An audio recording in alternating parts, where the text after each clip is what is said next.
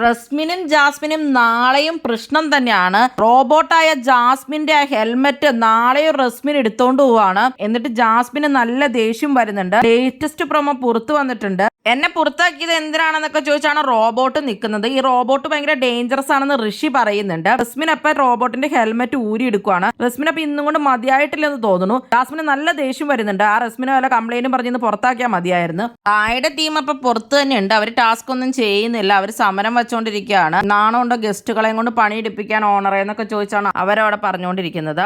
മൊത്തത്തിലായിട്ട് ആ ഡോറിന്റെ അവിടെ ഉന്തും തള്ളും ഒക്കെ നടക്കുമ്പോഴാണ് നോറ പുറകിലേക്ക് മാറുമ്പോഴാണ് അവിടെ ഇരിക്കുന്ന കുടം നിലത്ത് ആടിയിട്ട് പൊട്ടുന്നത്. പ്രോപ്പർട്ടി ഡാമേജ് ആക്കിയെന്നും പറഞ്ഞിട്ടായിട്ട് ബിഗ് ബോസ് എല്ലാവരും വിളിച്ചു വരുത്തിയിട്ടുണ്ട്. ലിവിംഗ് റൂമിൽ ഇരുന്നിട്ട് ബിഗ് ബോസ് പറയുന്നുണ്ട് വയലൻസ് ഇവിടെ അനുവദിക്കുന്നതല്ല. എത്ര പ്രാവശ്യം പറഞ്ഞാലും മനസ്സിലാവില്ലേ എന്താണ് ഇതെന്നൊക്കെയാണ്. വളരെ മോശം എന്നാണ് ബിഗ് ബോസ് പറയുന്നത്. അപ്പൊ ഇന്ന് ടാസ്ക് നിർത്തിയൊക്കെ വെച്ചിട്ടുണ്ടായിരുന്നു. അപ്പൊ നാളെയും മിക്കവാറും ടാസ്ക് കുളമാവുന്ന ലക്ഷണമാണ് കാണുന്നത്. അപ്പൊ കൂടുതൽ ബിഗ് ബോസ് വീഡിയോകൾക്കും ബിഗ് ബോസിന്റെ ലേറ്റസ്റ്റ് ലൈവ് അപ്ഡേറ്റ്സിനുമായിട്ട് ഈ ചാനൽ സബ്സ്ക്രൈബ് ചെയ്യണേ, സപ്പോർട്ട് ചെയ്യണേ.